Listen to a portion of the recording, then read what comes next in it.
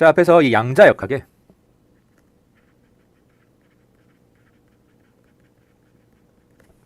토대가 되는 현상. 양자역학이 뭐라고? 아주 작은 입자의 역학이니까 운동 상태에 대한 학문이다. 자, 이런 학문의 토대가 되는 현상이 뭐라고 했어요? 파동, 입자, 이중성, 웨이브 파티클, 듀얼리티라고 했어요. 자, 그래서 파티클은 뉴턴 법칙 F는 ma만 있으면 OK인데 이 파동에 대한 부분이 좀 문제다. 우리가 배운 적이 없다. 자, 그래서 이 웨이브에 대한 이퀘이션을 세우려면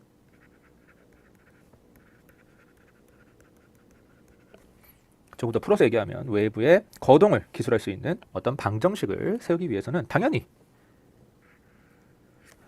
이 웨이브가 뭔지 제대로 알아야겠죠. 자, 웨이브가 뭐냐? 웨이브의 정의입니다. 자, 웨이브는 한마디로 정의하면 어떤 disturbance,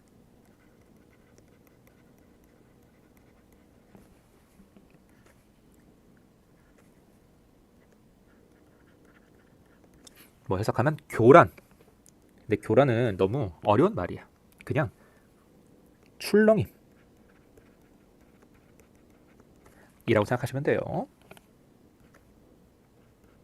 자, 어쨌든 이런 디스터번스 뭐 혹은 출렁임이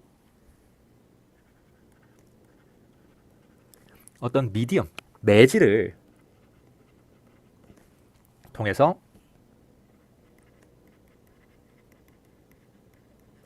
전파되는 현상입니다.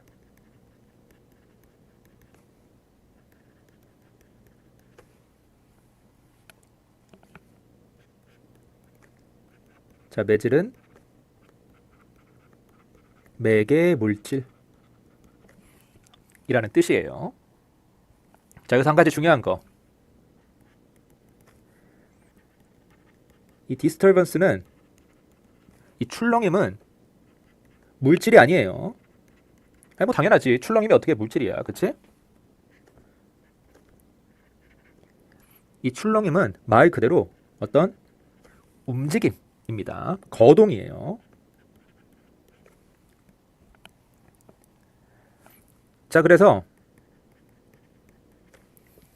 이 웨이브의 특징이 몇 가지 있는데, 자, 그 중에 첫 번째, 이 디스터번스, 출렁임은 물질이 아니기 때문에 웨이브는 물질이랑 아무 관계가 없어요. 웨이브는 물질을 전달하지 않습니다.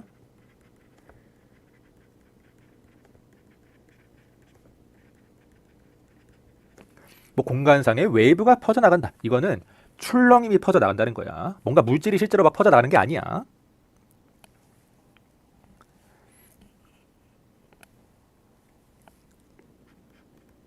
자, 그 다음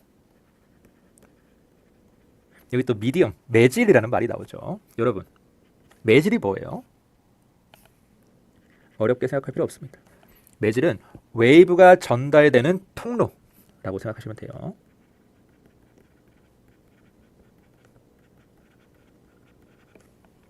아니, 물도 관이 있어야 흐르잖아, 그치?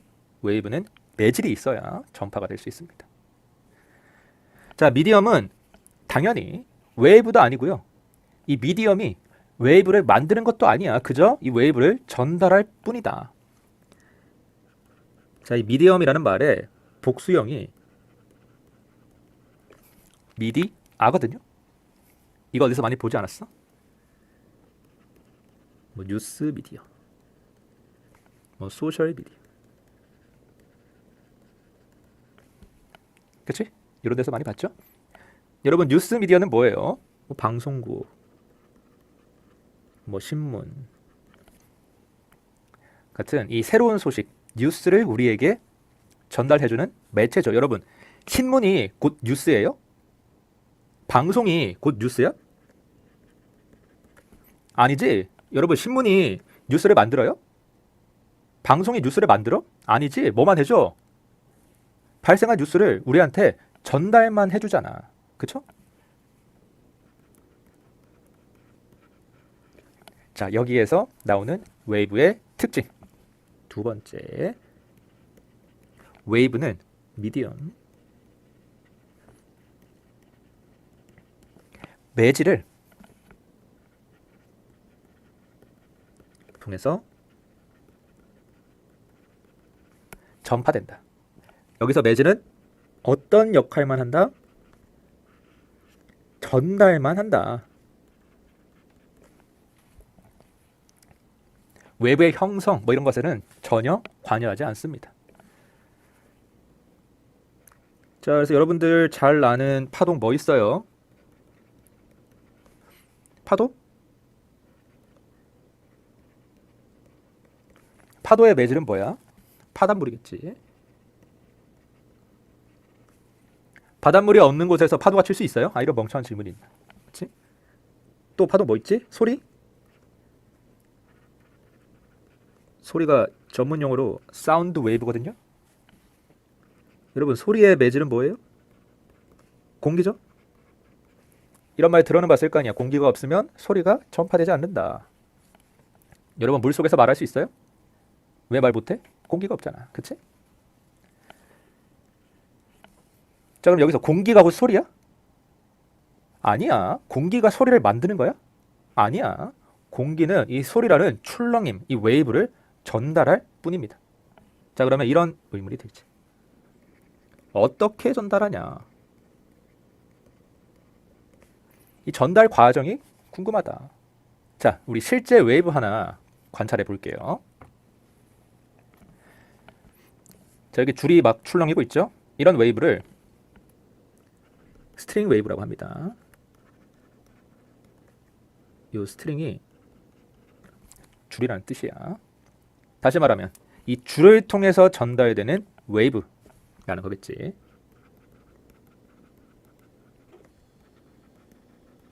다시 말하면 줄이 매질인 겁니다. 자, 그래서 보니까 줄이 꿀렁꿀렁 하고 있죠, 그렇죠? 출렁이고 있어. 이 손의 위아래 움직임에 의해서 줄 왼쪽 끝에 형성된 출렁임이 줄 오른쪽 끝까지 이렇게 줄을 통해서 전달되고 있는 것처럼 보입니다. 자, 이 과정에서 여러분, 줄이 왼쪽에서 오른쪽으로 이동해요?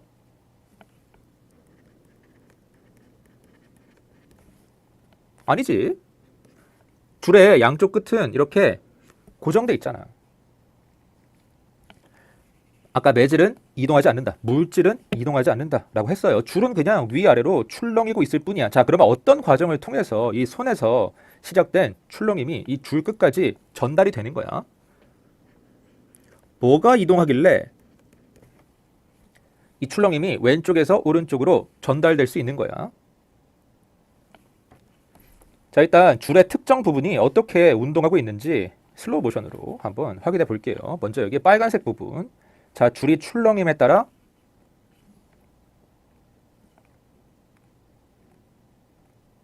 어때요? 위아래로만 움직이죠, 그쵸? 좌우 움직임 있어, 없어? 없어요. 자, 다른 부분도 한번 확인해 볼까? 여기 초록색 부분.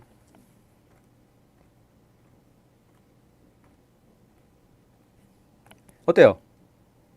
마찬가지로 위아래 움직임만 있고 좌우 움직임은 없죠? 자, 결국 이 줄 각 부분의 위아래 움직임에 의해서 이런 출렁임에 의해서 웨이브가 형성이 된다. 자, 그래서 오케이. 위아래 움직임이 중요하다는 건 알겠어요. 자, 그러면 이 상하 운동이 어떻게 전파가 되는 거야? 어쨌든 이게 왼쪽에서 오른쪽으로 전달이 돼야 이 출렁임도 마찬가지로 왼쪽에서 오른쪽으로 전달이 될 거 아니에요? 그치? 자, 이 줄을 조금 더 잘게 쪼개 보겠습니다. 자, 이렇게 아주 잘게 쪼갰다고 치고요. 이 조각들이 위아래로 움직이는 과정을 조금 더 구체적으로 살펴볼 텐데, 자, 어떤 대상의 움직임, 내가 운동에 관심이 있어. 뭐 측정하면 돼? 속력 측정하면 되죠? 자, 먼저 여기 제일 왼쪽에 빨간색 조각 잘 보세요. 자, 이 빨간색 조각이 위아래로 움직인다. 이렇게 아래로 내려갔다가 위로 올라가는데, 자, 여기 그러면 이 최저점에서의 속력 얼마예요? 아니, 최저점이니까 당연히 운동의 방향이 바뀌는 지점이니까 속도 0이겠지, 그치? 자, 그 다음 이렇게 올라가는 중에는 속도 어떻게 되겠어요? 아니, 말 그대로 올라가는 중이래잖아. 움직이는 중이래잖아. 아니, 속도 당연히 0보다 커야겠지, 그치? 자, 마지막으로 최고점에서는, 최고점도 뭐예요, 여러분? 운동의 방향이 바뀌는 지점이잖아, 그치? 다시 0이 될 것이다. 자, 속도가 처음에 최저점에서는 0이었다가 올라갈 때는 0보다 커졌다가 마지막에 최고점에서 다시 0이 된다. 자, 키네틱 에너지 한번 살펴보겠습니다. 자, 최저점 출발해서 올라가기 시작했을 때 키네틱 에너지 어떻게 돼요? 아니, 처음에 0이었는데 속도가 올라가는 중에는 0보다 커진다며. 키네틱 에너지 2분의 1 mv 제곱이니까, 그치? 0보다 커지겠죠. 그쵸? 키네틱 에너지가 어떻게 된다? 증가했다. 자, 여러분, 이 에너지 어디에서 온 거예요? 아예 없던 에너지가 갑자기 생기진 않았을 거 아니야. 그치? 사람의 손에서 이 빨간색 줄 조각에 에너지가 전달됐다. 자, 이렇게 생각할 수 있습니다. 자, 다음. 자, 올라갈 때는 속도가 0보다 컸는데 최고점에 도착했을 때 다시 속도가 0이 됐대요. 자, 그러면 이때 키네틱 에너지는 어떻게 된 거야? 아니, 속도가 0보다 컸는데 갑자기 멈췄대. 키네틱 에너지는 감소한 거죠. 그쵸? 아니, 속도가 느려졌으니까. 그치? 자, 이 에너지는 어디로 갔어? 사라지는 거야? 그럴 리가 없지. 사라지면 안 되죠. 왜? 에너지 보존 법칙. 에너지는 자기 마음대로 사라지면 안 돼요. 자, 에너지는 어디로 갔냐? 자, 이 빨간색 줄 조각이 잃은 에너지만큼 오른쪽에 있는 초록 조각의 에너지가 증가했다. 이렇게 에너지가 빨간색 조각에서 초록색 조각으로 전달됐다고 생각할 수 있다. 이 빨간색 조각에 잃은 키네틱 에너지가 오른쪽 초록색 조각이 전달이 돼서 오른쪽에 있는 초록색 조각도 마찬가지로 이렇게 위아래로 운동할 수 있는 거다. 어때요? 이렇게 왼쪽에서 오른쪽으로 에너지가 전달됐다는 거예요. 자, 그러면 초록색 조각도 마찬가지로 이 오른쪽 하늘색 조각에 에너지를 전달할 거고요. 하늘색 조각은 노란색 조각에 이렇게, 노란색은 남색에, 마지막으로 남색 덕분에 이 보라색도 상하 운동을 할 수 있는 겁니다. 아, 근데 이렇게 위아래로 왔다 갔다 하는 게 무슨 웨이브냐? 자, 이거 연속 동작으로 한번 볼게요. 어때? 상하 운동, 이 출렁임의 전달은 곧 뭐다?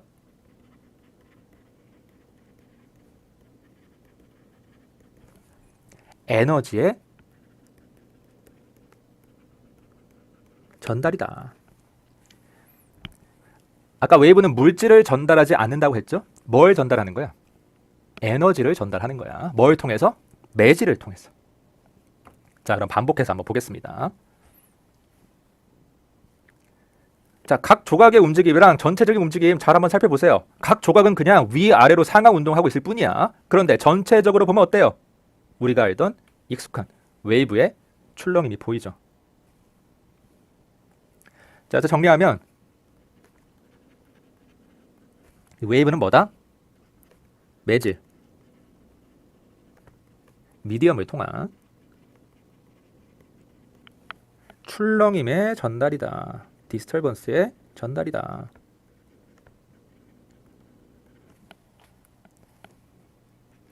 자, 그리고 이 출렁임의 전달은 이 미디엄, 여기선 줄이죠. 이 줄에 각 조각들, 이 부분들 사이에 에너지 전달 과정이다. 뭐 혹은 교환 과정이다. 자, 이런 식으로 설명할 수 있겠습니다. 자, 이런 물리학적인 해석을 바탕으로 이 스트링 웨이브의 거동을 이런 수학식으로 표현할 수 있고요.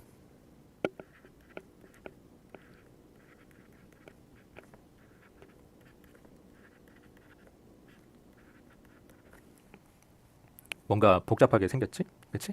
자, 이 식이 바로 웨이브 이퀘이션, 파동 방정식입니다.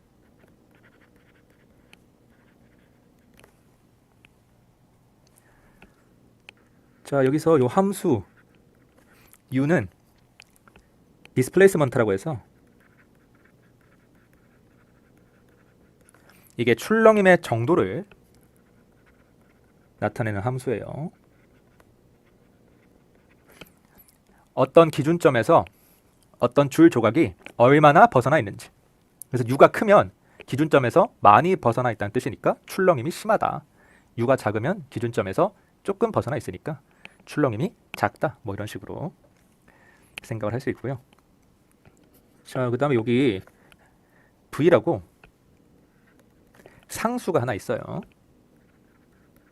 변수가 아니야. 어떤 값이야. 자, 어떤 값이냐?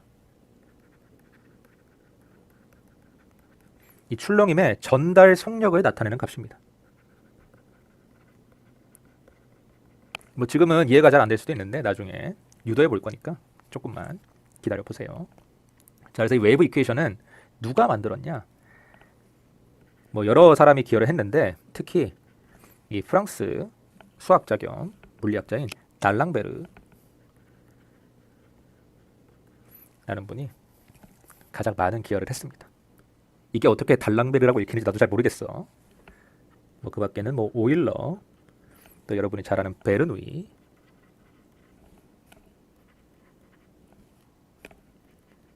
뭐 같은 여러 유명한 수학자, 물리학자들이 이 웨이브 이퀘이션을 만드는데 기여를 했다.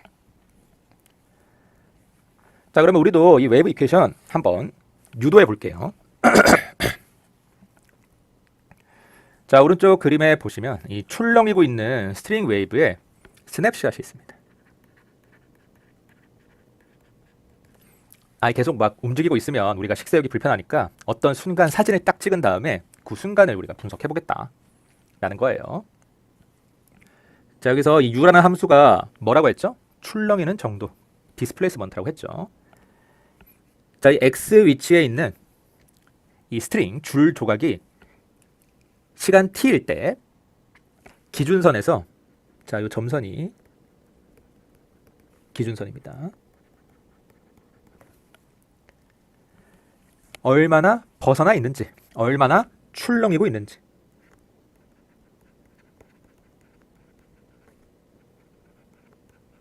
이 출렁임의 정도를 나타내는 함수예요. 뭐 다른 말로 앰플리튜드라고도 합니다. 자, 그러면 이 x가 0인 지점과 x가 l인 지점에 이 양 끝이 고정된 줄이 출렁이고 있는 상황을 한번 생각해 볼게요. 자, 아까 뭐라고 했냐? 줄은 위아래로만 움직인다고 했습니다. 줄의 각 부분이 위아래로 얼마나 움직였는지 나타내는 함수가 이 u라는 함수라고 했고요. 자, 이때 x부터 x 플러스 델타 x 사이에 있는 줄의 조각 a, b의 운동을 분석해 볼게요.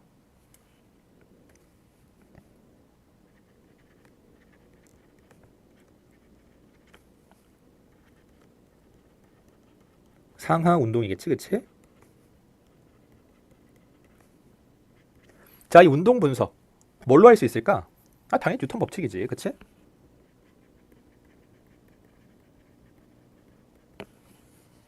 오랜만이죠? 자, 일단 뉴턴 법칙을 적용하기 위해서는 뭐가 필요해? 이 줄 조각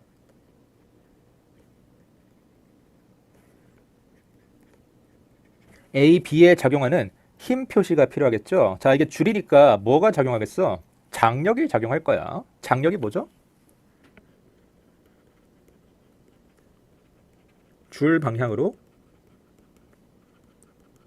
잡아당기는 힘. 쉽게 얘기하면 줄이 잡아당기는 힘이야. 자, 그래서 줄 조각이니까 좌우에 또 다른 줄이 있을 거거든. 그쵸? 다른 줄들이 이 줄 조각을 잡아당기는 힘 표시하면 됩니다.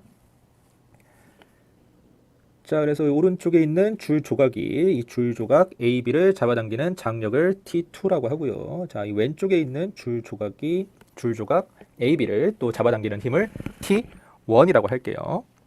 자, 방향이 대각선이네. 이 각도를 베타, 이 각도를 알파라고 하고요.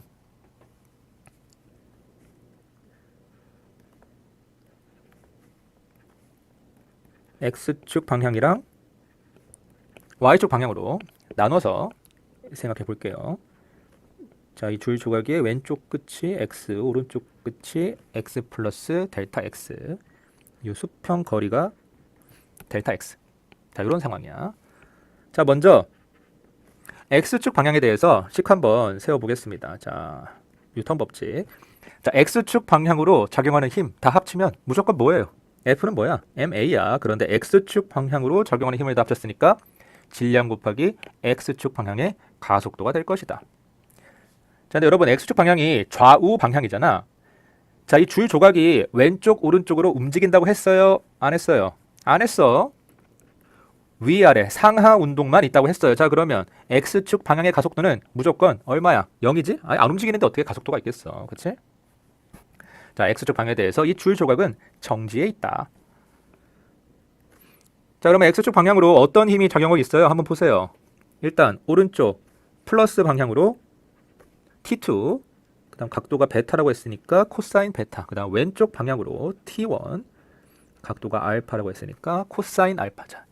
이 두 장력이 X축 방향으로 작용하고 있다. 자, 근데 아까 이 두 힘을 합친 게 얼마다? 0이라고 했으니까 결국 T1 코사인 알파는 뭐랑 같다? T2 코사인 베타랑 같다. 자, 이거를 그냥 T라고 쓸게요. 자, 첫 번째 식이야. X축 방향의 운동을 분석하는 과정에서 이런 관계식을 하나 얻을 수 있었고요. 자, 다음 Y축 방향, 뭐 아니면 수직 방향이라고 해도 돼. 연직 방향. 자, Y축 방향으로 작용하는 힘 다 합치면 뭐 당연히 질량 곱하기 조각의 Y축 방향 가속도가 되겠죠. 그쵸? 자, 근데 0이 아니야. 아까 상하 움직임 있다고 했어? 없다고 했어? 있다고 했지? 자, 상하 움직임이 있음에 더해서 그 조각이 뭐 최저점에서는 멈췄다가 올라갈 때는 속도가 빨라졌다가 최고점에서는 다시 멈추고 이렇게 속도의 변화가 있다고 했잖아요. 이 가속도 0이면 돼, 안 돼? 안 돼. 위에서처럼 지우면 안 됩니다. 자, 그럼 Y축 방향으로 어떤 힘이 작용하고 있어요? T2 사인 베타 만큼의 장력이 위쪽 방향 플러스 방향으로 작용하고 있고요. T1 사인 알파만큼의 장력이 아래쪽 방향 마이너스 Y 방향으로 작용하고 있다. 이 두 장력의 차이는 0이다? 0이 아니다? 0이 아니다. 0이면 큰일 나. 안 움직인다는 거니까. 자, 이 힘에 의해서 이 A, B 조각이 위아래로 출렁일 수 있는 거야. 속도가 변하면서 멈췄다 움직였다 하면서. 그치? 자, 근데 여러분 여기서 이 질량 곱하기 가속도잖아. 자, 이거 다르게 어떻게 쓸 수 있냐? 가속도의 정의에서 질량 곱하기 dv/dt 이렇게 쓸 수 있어요. 그치? 속도 미분하면 가속도잖아. 자, 근데 이건 또 어떻게 쓸 수 있냐? 질량 곱하기 d제곱 y dt제곱 이렇게 쓸 수 있어요. 위치, y 방향의 위치, 이 출렁임의 정도. 자, 이거를 시간에 대해서 두 번 미분하면 이 가속도잖아. 그치?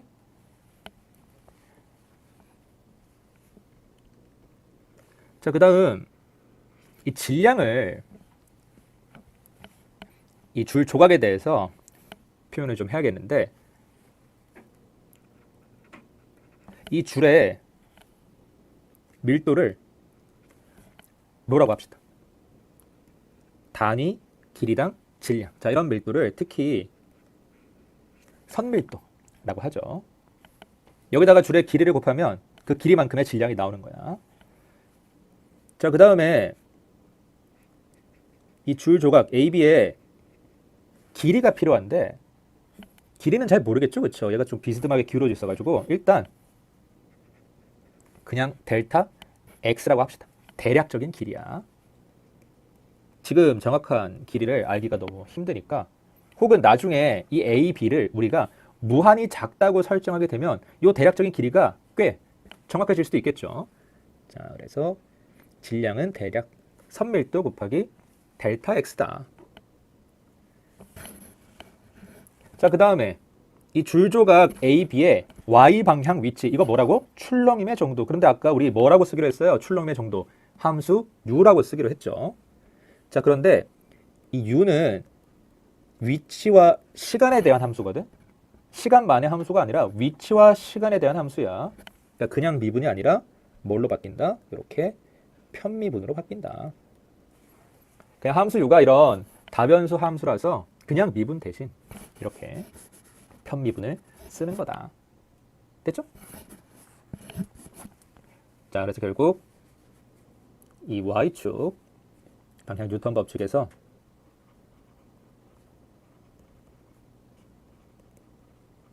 이런 편미분식을 얻을 수 있습니다.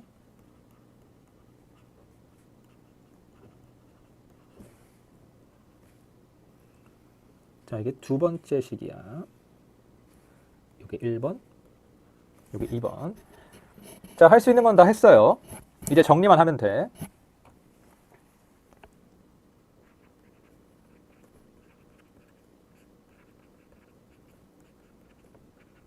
자, 아까 두 번째 식이 이렇게 돼 있었는데, 자, 이게 양변을 t로 나눠 볼게요. 이렇게. 그러면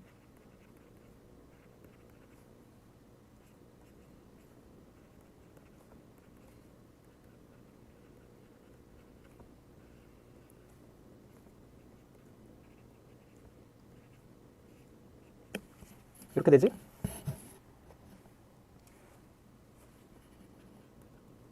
t는 앞에서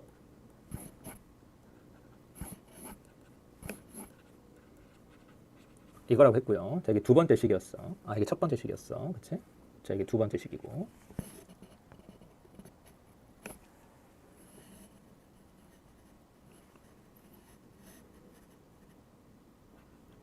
자, 나누고 보니까 어때요? 자, 이게 첫 번째 t에는 t2 코사인 베타를 대입해주고, 자, 이 두 번째 t에는 t1 코사인 알파를 대입을 해줄게요. 내 맘이야. 똑같으니까. 그치? 자, 그랬더니 이렇게 지워지고, 코사인 베타분의 사인 베타 하면 탄젠트 베타죠? 코사인 알파분의 사인 알파 하면 탄젠트 알파죠? 자, 이런 식을 얻을 수 있다. 자, 근데 여러분, 이 탄젠트 베타, 탄젠트 알파의 기하학적인 의미가 뭐야? 여기 그림 한번 봐봐. 제가 좀 확대해서 그려놨거든요. 탄젠트 베타 하면 요거분의 요거잖아, 그치? 탄젠트 알파 하면 요거분의 요거잖아? 이게 뭐예요? 접선의 기울기다. 탄젠트 베타는 x 플러스 델타 x에서 접선의 기울기, 탄젠트 알파는 x에서 접선의 기울기다. 그렇듯하지? 자, 여러분, 접선의 기울기 조금 더 럭셔리하게 어떻게 표현할 수 있어요? 한번 미분하면 되잖아. 미분해서 여기에다가 x 플러스 델타 x를 대입하면 x 플러스 델타 x라는 점에서 접선의 기울기를 구할 수 있다. 이 접선의 기울기의 정의죠. 자, 마찬가지로 한번 미분한 다음에 여기에 x를 대입하면 접선의 기울기를 또 구할 수 있다. 여러분이 좋아하는 표현으로는 이렇게 쓸 수도 있어요. u'에 x 플러스 델타 x 대입한 거 빼기 u'에 x 대입한 거다. 자, 이런 식으로. 자, 이제 양변을 델타 x로 나눠줍니다. 그러면 좌변은 이것만 남고요. 그치?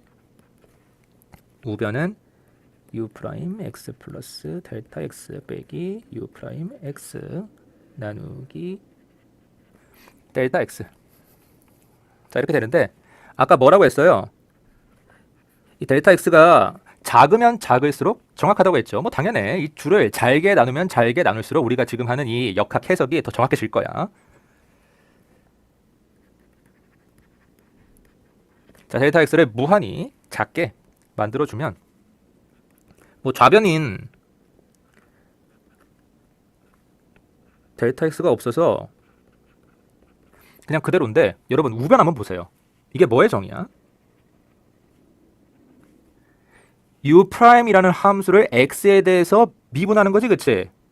자, u'이라는 함수를 x에 대해서 한번 미분하면 어떻게 돼요? u'이 뭔데? u를 x에 대해서 한번 미분한 함수니까 결국 u를 x에 대해서 두 번 미분한 게 된다. u'이 된다. 그치? 아니면 이렇게 써줄 수도 있고요. u라는 함수를 x에 대해서 두 번 미분한 것이다. 다만 u가 어떤 함수야? 이런 다변수 함수거든. 다변수 함수니까 x에 대한 그냥 미분이 아니라 무슨 미분? 편미분이다. 자, 그래서 결국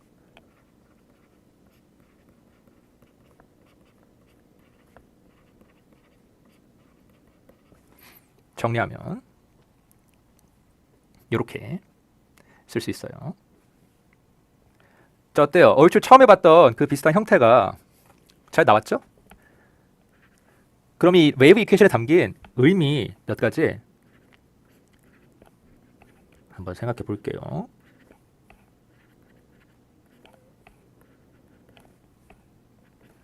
자, 이 상수를 이런 식으로 변형을 해서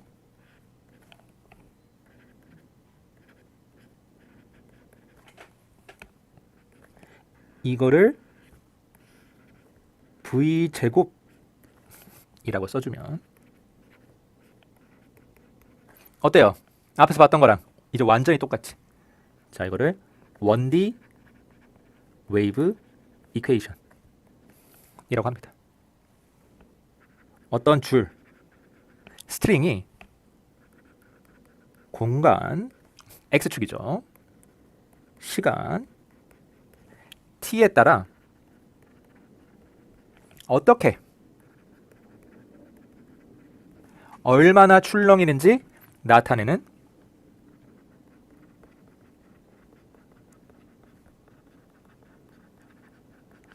어떤 이퀘이션이야? 미분이 포함되어 있으니까 디퍼런셜 이퀘이션이야.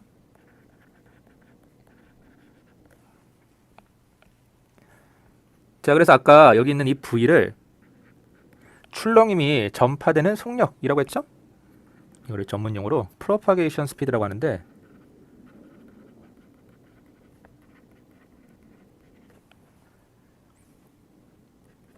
이 v가 따지고 보면 루트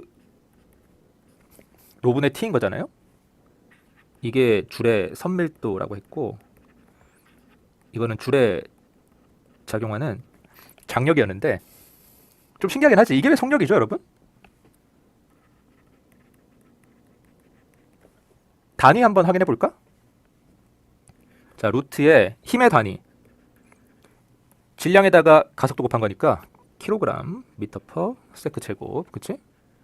아까 선밀도 단위 길이당 질량 킬로그램 퍼 미터. 이렇게 지워지고 미터 위로 올라가서 곱해지니까 루트 미터 제곱 퍼 세크 제곱 해서 미터 퍼 세크. 정말 속력이긴 하네요. 단위는 맞아. 근데 그게 중요한 게 아니지. 이 프로파게이션 스피드에 담긴 이 물리적인 의미는 뭐냐? 자, 이거는 다음 시간에 문제 풀면서 알아볼 거고요. 자, 그 다음에 이게 식이 좀 복잡한데 어렵게 생각할 필요 없습니다. 자, 좌변에 있는 이 u를 x에 대해서 2번 미분한 거. 이거 뭐야? 쪼개서 생각해 보면 이렇게 되잖아, 그치? 이 줄이 기울어진 정도에 한 번 미분하면 기울기니까, 그치?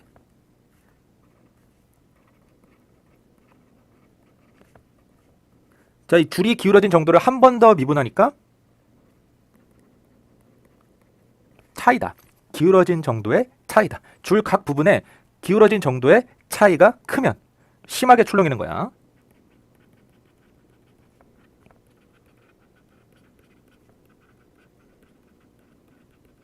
그치? 다시 말하면 큰 힘이 작용하고 있다는 거야. 심하게 출렁이려면 당연히 큰 힘이 작용해야지. 근데 여러분, 힘은 뭐죠? 질량 곱하기 가속도잖아. 뭐에 비례해? 가속도에 비례하죠? 가속도가 뭔데? 위치를 시간에 대해서 2번 미분한 거. 자, 그래서 결국 이 출렁임의 정도를 x, 공간에 대해서 2번 미분한 거랑 시간에 대해서 2번 미분한 거는 이런 비례 관계가 성립할 수밖에 없다. 그리고 이때 비례 상수가 뭐다? 위에서 얘기했던 프로파게이션 스피드. 자, v의 제곱의 역수다. 자, 이런 식으로 우리가 이 웨이브 이퀘이션을 수식적인 게 아니라 정성적으로 해석할 수도 있습니다. 이 웨이브 이퀘이션에 어떤 물리적인 의미가 담겨 있는지 실제로 한번 풀어보면서 확인해 보도록 하겠습니다.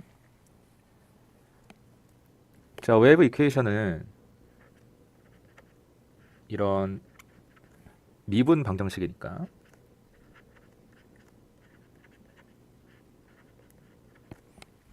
이런 미분 방정식에서 솔루션을 구하기 위해서는 일단 뭐가 필요하죠? 바운더리 컨디션이 필요하죠. 자, 그럼 먼저 바운더리 컨디션 찾아보겠습니다. 지금 문제에서 줄 양 끝이 고정되어 있다고 했으니까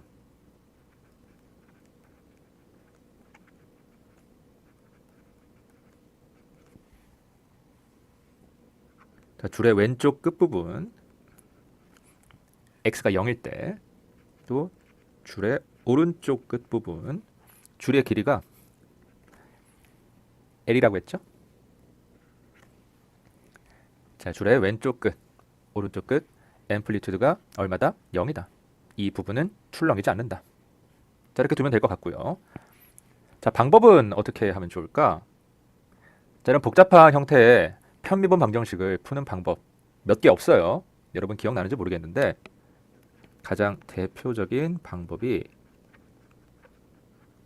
바로 이 변수 분리법입니다. SOV라고 하죠.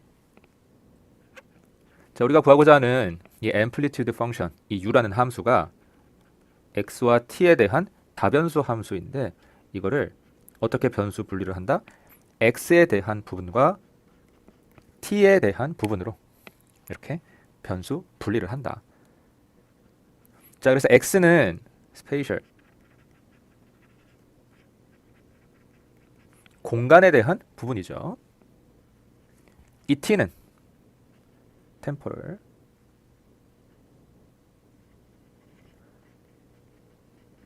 시간에 대한 부분이 되겠습니다. 자, 그래서 스페이셜 파트, 이 공간에 대한 파트와 템포럴 파트, 이 시간에 대한 파트로 나눠서 생각을 해주겠다.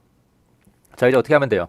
이렇게 나눈 거 그대로 원래 식에다가 대입해서 정리하면 돼요. 자, 대입해 보겠습니다. 자, 먼저 좌변에 그대로 대입하고요. 우변도 비슷하죠? v제곱분에 1이 붙어있는 거 말고는 대동소이합니다. 자, 이렇게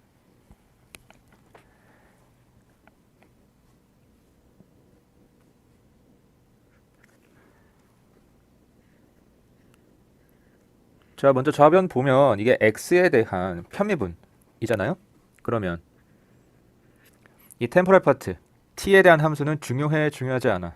중요하지 않죠. 상수 취급 밖으로 나옵니다.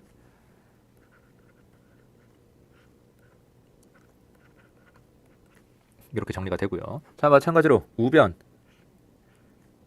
시간 t에 대한 편미분이죠. 그러면 이 스페이셜 파트 x에 대한 함수는 중요해, 중요하지 않아? 마찬가지로 중요하지 않아요. 상수 취급 이렇게 앞으로 나오고,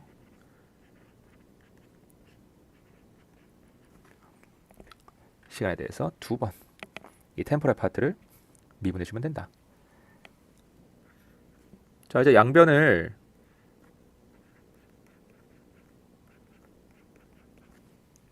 p사이 곱하기 t로 나눠줘요.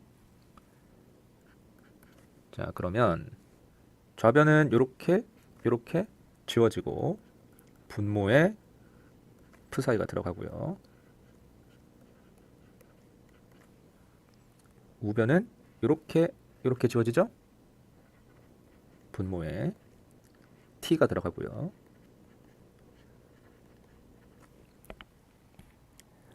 자, 그래서 여기서 이 좌변과 우변이 항상 같대. 자, 그런데 보니까 좌변은 어떤 함수예요? 뭐밖에 없어? x밖에 없죠? 좌변은 x만의 함수야. 그럼 우변은요? 또 잘 보세요. 뭐밖에 없어? 시간 t밖에 없죠? 우변은 시간 t만의 함수가 됩니다. 물론 v제곱이 있긴 하지만 이 v제곱은 뭐라고 했어? 상수라고 했잖아. 그치? 자, 그래서 지금 이 식이 얘기하는 게 뭐냐? 어떤 x에 대한 함수와 시간 t에 대한 함수가 항상 같다는 거야. 항등식이야. 자, 이 함수의 형태 어떻게 될까? 이 두 함수가 어떤 형태를 가져야 x에 대한 함수, t에 대한 함수, 이렇게 독립변수, 그러니까 서로 다른 두 함수가 항상 같을 수 있을까? 그러니까 쉽게 얘기하면 이런 거야. 내가 좌변에다가 아무 숫자나 다 대입할 수 있어요. x는 독립변수니까, 그치? 뭐 10을 넣을 수도 있고 100을 넣을 수도 있고. 우변도 마찬가지야. 이 시간 t가 독립변수이기 때문에 내가 아무 숫자나 대입할 수 있어요. 뭐 10도 좋고 100도 좋고 뭐 15도 좋고, 그치? 내가 x에다가 어떤 값을 대입을 하든 t에다가 어떤 값을 대입을 하든 지금 좌변에 있는 함수와 우변에 있는 함수가 같아야 된다는 거야. 이런 함수 뭐밖에 없어요? 상수 함수밖에 없죠. 자, 그래서 이 두 함수가 모두 어떤 함수여야만 한다? 상수 함수여야만 한다. 자, K라고 합시다. 자, 이런 상수를 separation constant라고 한다고 여러분이 배웠을 거야. 물론 기억이 나지 않아도 괜찮습니다. 오늘은 채팅창이 조용하네. 잘 들리는 거 맞죠? 나 혼자 떠들고 있는 거 아니지? 자, 그래서 최종적으로 정리하면 먼저 공간 파트, 이 스페이셜 파트에서 나오는 스페이셜 이퀘이션, 공간에 대한 이퀘이션, 좌변이죠. 자, 이 미분식이 뭐다? 세퍼레이션 컨스탄트 K가 된다. 우리한테 조금 더 익숙한 형태로 정리를 하면 이렇게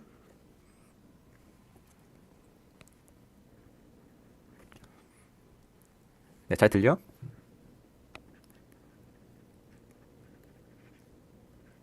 자, 템포럴 파트, 시간 파트에 대한 이퀘이션, 템포럴 이퀘이션은 우변이죠. V제곱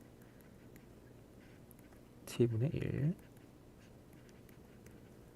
그 다음 미분식. 자, 요 식이 뭐가 된다? K라는 상수가 된다. 자, 이것도 우리한테 조금 더 익숙한 형태로 정리를 하면 이렇게 됩니다. 자, 이제 좀 많이 보던 형태가 나왔죠? 자, 이 K, 이거 상수라고 했어요. 자, 여기는 K 대신 K 곱하기 V제곱이 있는데 V제곱도 어차피 상수니까 이것도 통째로 다 상수야. 자, 그래서 이거는 2차 미분 방정식인데 상수 계수 2차 미분 방정식이죠. 자, 상수 계수 2차 미분 방정식 풀 수 있어 없어? 풀 수 있습니다.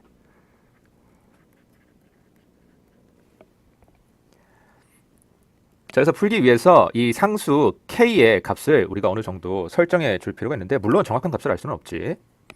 대략적으로 어떻게 나눠볼 수 있냐? K가 0일 때 K가 0보다 클 때, 양수일 때, 마지막으로 K가 0보다 작을 때, 음수일 때, 이렇게 세 가지 경우로 나눠서 풀어볼 수 있는데요. 자, K가 0일 때 이거 풀어보면 트리비얼 솔루션이 나옵니다. 아무런 가치가 없는 솔루션이 나와. 그냥 이 U 함수가 0이 나와요. 앰플리튜드가 변하지 않아. 그냥 줄이 가만히 있는 거야. 근데 우리는 어떤 줄에 관심이 있어? 출렁이는 줄에 관심이 있잖아.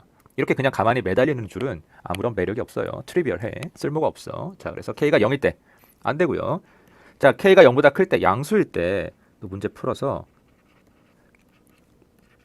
이 앰플리튜드 확인을 해보면 이게 발산합니다. 여러분, 출렁이는 줄에 앰플리튜드, 이 출렁임이 발산할 수 있어요? 없지. 아니, 어떻게 무한히 출렁일 수 있어? 말이 안 되지. 자, 물리적으로 말이 안 되는 결과가 나온다. 자, 그래서 K는 음수일 수밖에 없습니다. 음수여야만 해. 그리고 풀어보면 굉장히 그럴듯한 결과가 나와요. 자, 그래서 K가 임의의 음수니까 이런 식으로 마이너스 베타 제곱이라고 하고요. 자, 이 베타는 실수입니다. 자, 실수의 제곱에 마이너스 붙여놨으니까 K는 어때요? 항상 0보다 작은 거 맞죠? 자, K 이렇게 두고 이제 스페이셜 이퀘이션과 템포럴 이퀘이션 각각 풀어볼게요.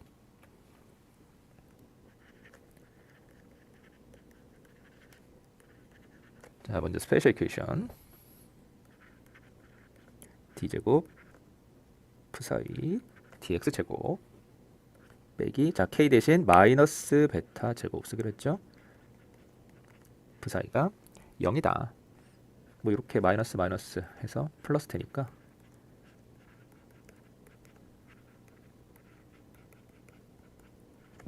자, 이거 풀면 되는데 어떻게 푸냐? 여러분 기억나요? 기억이 나지 않는 분들을 위해서 제가 이 노트 뒤에 어펜딕스를 마련해 놨습니다. 어펜딕스 D 참고하시거나 또는 내가 직접 풀어보고 싶다 하시는 분들은 어떻게 하면 돼? 솔루션을 대략 익스포넨셜의 람다 x 이렇게 가정을 하고 람다를 구해보면 돼. 어쩌고저쩌고 해가지고. 자, 그렇게 하면 솔루션이 어떤 형태가 되냐? 이런 코사인 함수와 사인 함수의 리니어 컨비네이션 형태가 된다. 리니어 컨비네이션 뭔지 기억나요? 좀 어려운 말인데 쉽게 얘기하면 그냥 뭐야? 상수 곱해서 더한 형태가 된다. 자, 그러면 요 상수 A랑 B값 그리고 베타도 모르죠? 이거 세 개 다 구해야 되는데 우리 쓸 수 있는 조건 앞에서 찾아놓은 거 뭐밖에 없어? 바운더리 컨디션밖에 없죠? 자, 바운더리 컨디션 적용해 볼게요. 자, 일단 줄의 왼쪽 끝부분이 고정이 돼 있다고 했어. 또 줄의 오른쪽 끝부분도 고정이 돼 있다고 했어. 자, 그래서 줄의 왼쪽 끝부분이 고정돼 있다 라는 요 조건에서 그대로 대입을 하면, 자, 이 식이 0이 되기 위해서는 여러분이 템포럴 파트가 항상 0은 아닐 거잖아, 그치? 근데 이 식은 항상 0이 되어야만 해. 이게 바운더리 컨디션이야. 뭐가 0이 될 수밖에 없어요? 프 사이에다가 0을 대입한 게 0일 수밖에 없다. 자, 마찬가지로 오른쪽 끝부분이 고정돼 있다. 여기서도 마찬가지로 템포럴 파트가 항상 0은 아닐 테니까 이 식이 항상 0이 되기 위해서는 뭐가 0일 수밖에 없다? 프 사이에다가 L을 대입한 값이 0일 수밖에 없다. 자, 그래서 프 사이 구해놨는데, 자, 이 프 사이에다가 0을 대입한 게 0이래. 자, 프 사이에 0 대입해 보세요. 어떻게 돼? A 코사인 0 더하기 B 사인 0이지, 그치? A만 남죠? 사인 0은 0이니까. 벌써 A 구했네. 자, 그래서 우리 이 스페이셜 이퀘이션, 이 공간에 대한 이퀘이션은 어떤 형태다? 이런 사인 함수 형태다. 어때요, 여러분? 사인이랑 웨이브 잘 어울려? 잘 어울리지? 뭔가 출렁이는 느낌이 나잖아. 함수 자체가 뭔가 잘 풀고 있는 것 같아. 느낌이 좋아. 자, 바운더리 컨디션 하나 더 남았죠? 이 프 사이에다가 L을 대입한 게 마찬가지로 또 0이래. 자, L 대입해봐. 위에서 B 사인 베타 X라고 했으니까 X 대신 L을 대입하면 된다. 자, 이 식이 항상 또 0이 돼야 되는데 두 가지 방법이 있죠. 첫 번째, 상수 B가 0이면 돼요. 근데 여러분, 상수 B가 0이면 프 사이가 어떻게 돼? A도 0이고 B도 0이면 그냥 0이잖아. 이게 무슨 소리야? 출렁이는 거야? 출렁이지 않는 거야? 아니, 모든 위치에서 앰플리튜드가 출렁임이 0인데 이게 의미가 있을까? 없겠죠?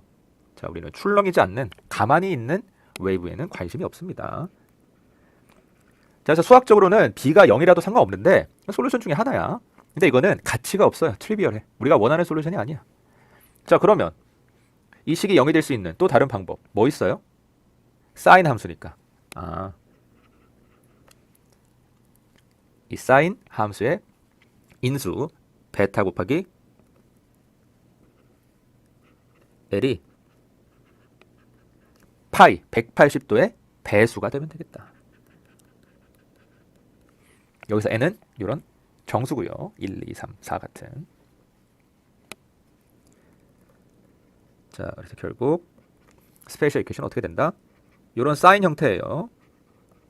사인 형태인데 여기서 베타 곱하기 L이 n파이래.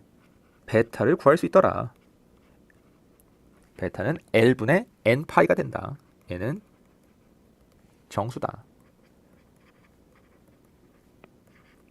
베타에다가 L분의 n파이 대입하면 스페셜 이퀘이션은 이런 형태가 된다. 자, 그래서 조건 두 개에서 미지수 두 개를 구하긴 했어요. A 값 정했고 베타 값 정했고, 물론 이 B 값을 이 개수를 구하지 못했는데 뭐 아직 문제 다 푼 거 아니니까 뭐 구할 수 있는 방법이 있겠지, 그치? 자, 스페셜 이퀘이션 이 정도로 됐고요. 다음 템포럴 이퀘이션 넘어가 볼게요. 시간 파트. 그런데 아까 이 미분 방정식 형태가 거의 동일했기 때문에 푸는 방법도 동일합니다. 자, 이렇게 k 대신 마이너스 베타 제곱 대입했고요. 물론 여기는 v 제곱이 추가돼 있어. 하지만 v 제곱도 어차피 상수기 때문에 이거 전체가 뭐다? 상수다. 상수계수 2차 미분 방정식 이라는 점에서는 다를 게 있다 없다? 없다. 똑같다. 자, 그래서 여기서 이 템포럴 이퀘이션의 솔루션 큰 T 이 함수 구해보면 어떻게 되겠어요? 또 이렇게 코사인이랑 사인 함수를 리니어 컨비네이션 한 형태일 거야. 그치? 물론 여기는 뭐가 추가가 돼 있다? 이 V가 추가가 돼 있다. 나머지는 다 똑같다. 자, 그 다음에 베타는 우리가 운 좋게 앞에서 구했어요. 이미 L분의 n파이다. 자, 그래서 결국 정리하면 이 템포럴 이퀘이션의 솔루션 큰 T는 상수 C 곱하기 미지수지?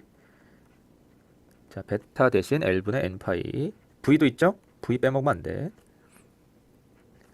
독립변수는 시간 t고요. 더하기 d 사인 L분의 n파이 v t가 된다. 자, 여기서 이 계수 있죠? L분의 n파이 v. 자, 이 계수를 보통 그냥 저대로 쓰기 너무 복잡하니까 오메가 n 이라고 씁니다.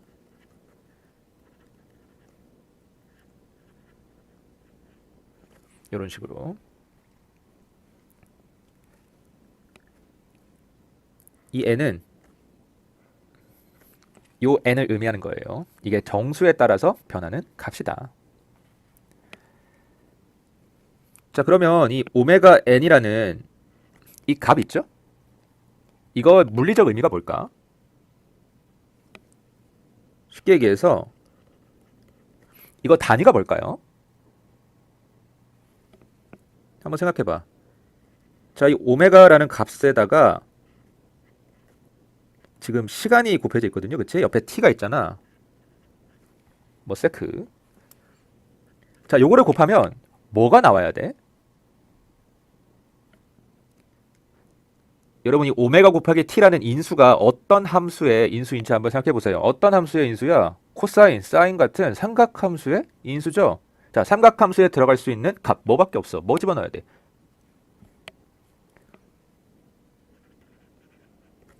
각도, 그치? 레디안. 자, 그래서 이 오메가라는 값의 단위는 어떻게 된다? 시간을 곱했을 때 레디안이 나와야 돼. 레디안 퍼 세크가 된다. 여러분 이거 뭐의 단위예요? 배웠잖아. 1초에 몇 레디안이나 회전하는지, 돌아가는지.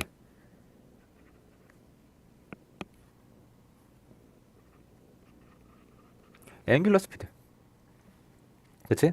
또는 조금 더 어려운 말로 앵귤러 프리퀀시라고 합니다. 회전 운동 같은 경우에는 한 바퀴 돌면 이게 원래 자리로 다시 돌아오잖아요. 그래서 프리퀀시, 원래 자리로 얼마나 빈번하게 돌아오는지 나타내는 값이다. 얼마나 빠르게 회전하는지 나타내는 값이다. 자, 이런 식으로 표현을 합니다. 자, 뜻은요. 물리적인 의미는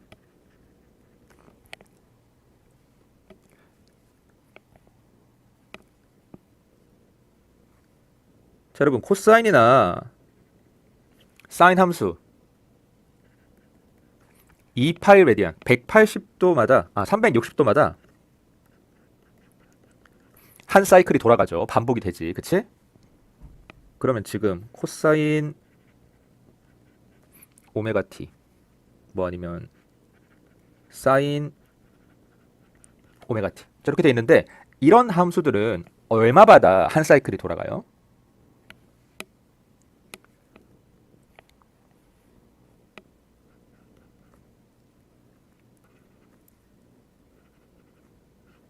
오메가 n분의 2파이마다 한 사이클이 돌아가겠죠, 그쵸? 자, 그래서 이 물리적인 뜻은 뭐다? 어떤 시간이 오메가 n분의 2파이 초만큼 흐를 때마다 이 출렁임의 사이클이 반복이 된다. 자, 또는 뒤집어서 얘기하면 1초 동안 단위 시간 동안 몇 사이클이 돌아간다? 역수치하면 되죠? 2파이분의 오메가 만큼의 사이클이 돌아가게 된다. 자, 이거 뭐라고 해요? 1초에 몇 사이클 돌아가는지 나타내는 값을 V가 아닙니다. 누라고 쓰고요. 프리퀀시라고 하죠.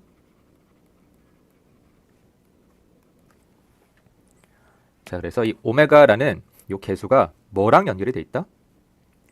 이 프리퀀시랑 연결이 돼 있다. 1초에 몇 사이클이나 반복이 되는지 나타내는 이 값이랑 연결이 돼 있다. 자, 됐죠?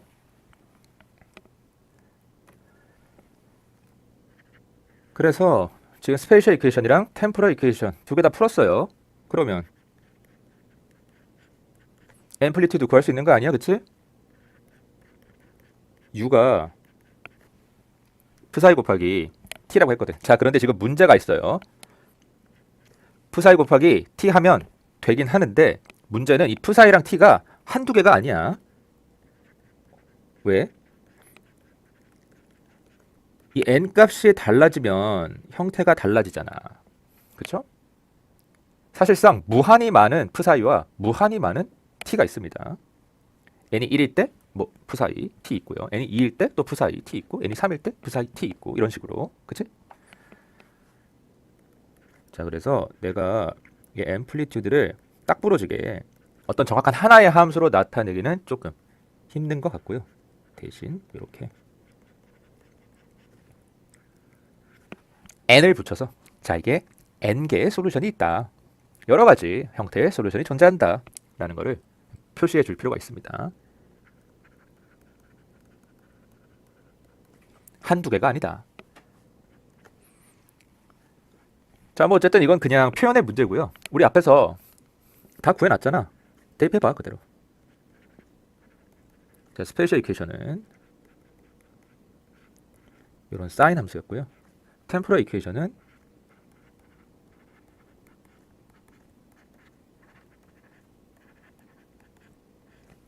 사인 코사인 함수가 다 남아 있었어요.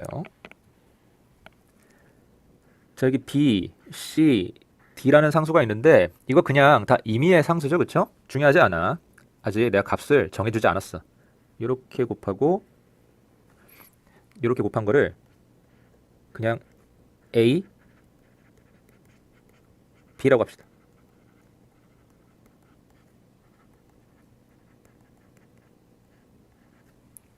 사인 함수 제일 뒤로 보내주고요.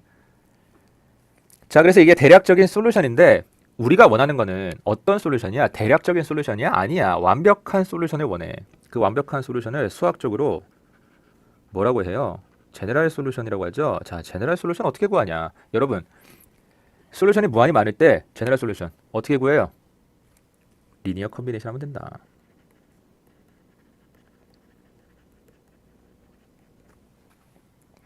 왜 앞에서 그냥 2차 미분 방정식 풀 때도 솔루션이 사실 두 개 나오는 거잖아. 코사인 함수, 사인 함수. 근데 그 코사인과 사인을 어떻게 했어요?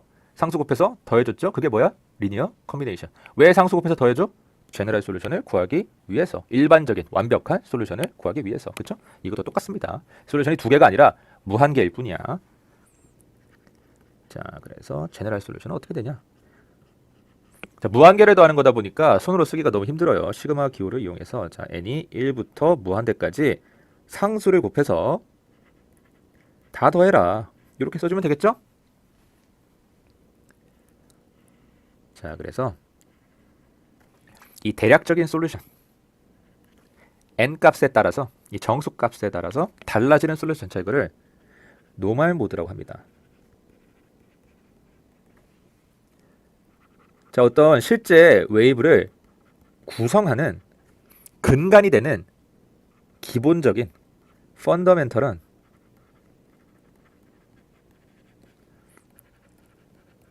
웨이브들이다 라는 거예요. 이런 노멀 모드들이 합쳐져서, 그치? 시그마 기호로 다 더했으니까 뭐가 되는 거야? 진짜 웨이브가 되는 거야. 리얼 웨이브가 된다. 자, 이렇게 이해하시면 되겠고요. 정리 좀 해볼까요? 그냥 더하기만 하면 되는 거니까 뭐 정리하는 게 어렵진 않아. 아까 이 노멀 모드가 어떻게 된다고? A 코사인 오메가 t 더하기 B 사인 오메가 t 여기다가 사인 n 파이 x 나누기 L. 자, 이렇게 하면 되는데 여러분 이 K도 그냥 임의의 상수잖아, 그치? 우리가 아직 얼마를 곱할지 못 정했거든? 자, A도 B도 다 임의의 상수니까 이렇게 굳이 나눠서 쓸 필요가 없을 것 같다. A를 AN으로 바꿔주고요. N에 따라서 바뀔 수도 있으니까, 그치? B를 그냥 BN이라고 바꿔주자. 그래서 AN이 뭐다? KN에다가 A 곱한 거다. BN이 뭐다? KN에다가 B 곱한 거다. 그렇듯하죠?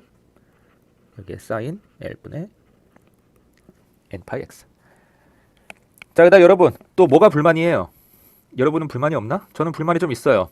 스페셜 이퀘이션은 이렇게 딱 떨어지는 예쁜 사인 함수인데 템포럴 이퀘이션은 어때요? 아니, 코사인이랑 사인이 지저분하게 남아있잖아. 이거 어떻게 정리할 수 있는 방법 없을까? 이렇게 한번 해볼까요? 이거를 an제곱 더하기 bn제곱 요거의 루트로 묶어주는 거야. 이런 식으로. 뒤에는 그대로 코사인 오메가 t 자, 루트 an제곱 bn제곱 분의 bn 뒤에는 또 그대로 사인 오메가 t 여기에 사인 n파이 x 나누기 L. 자, 여기 앞에 새롭게 생긴 요 개수들, 이 개수들 보면 뭐 떠오르는 거 없어요? 뭐 하고 싶어지는 거 없어? 이런 거 어때? 자, 이런 삼각형을 생각을 하는 거야. 어떤 삼각형이냐? x축 방향의 길이가 an, y축 방향의 길이가 bn. 그러면 여기 빗변의 길이는 an 제곱 더하기 bn 제곱. 요거의 루트가 될 것이다. 자, 요 각도를 파이라고 할게요. 자, 그러면 첫 번째 계수 루트 an 제곱 더하기 bn 제곱의 an, 이거는 코사인 파이. 자, 그 다음에 이 값이 n에 따라서 바뀔 수 있으니까 여기에 n을 이렇게 추가를 해주면 파이 n이 되겠죠. 그렇죠? 자, 두 번째 계수 루트 an 제곱 더하기 bn 제곱분의 bn은 이건 뭐가 돼? 마이너스 사인 파이 n이 되겠죠. 그렇죠? 자, 그래서 결국 코사인 파이 n 코사인 오메가 t 빼기 사인 파이 n 사인 오메가 t.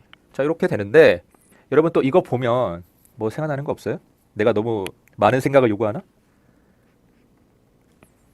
이거 옛날에 열심히 외웠을 거 아니야. 이거를 삼각함수 합차 공식이라고 하나? 트라이고노메트릭 아이덴티티라고 하는데,